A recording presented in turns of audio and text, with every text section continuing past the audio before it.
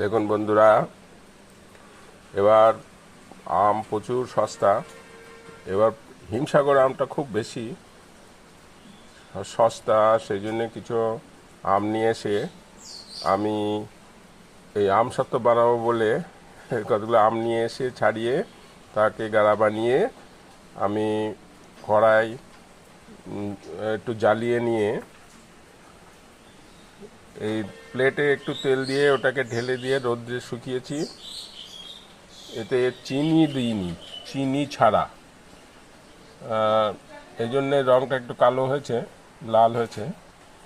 চিনি দিলে রঙটা অন্যরকম হয়, লাল টুকটুকে হয়, কিন্তু এটা চিনি ছাড়া। সবাই সবাই চিনি দিয়ে বানায়।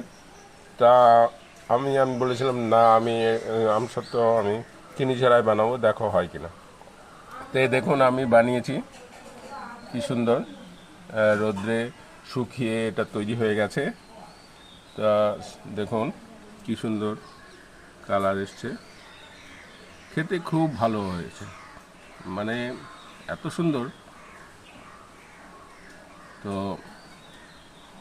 এটা আপনাদেরকে, এটা তৈরি করা অত কোনো খাটনি কাজ নয়, একটু ওই জ্বালাতে যা পরিশ্রম আর ওই আমগুলো নিয়ে এই গাড়াটা বানানো, এটাই পরিশ্রম। বাকি তো সহজেই হয়ে যায়।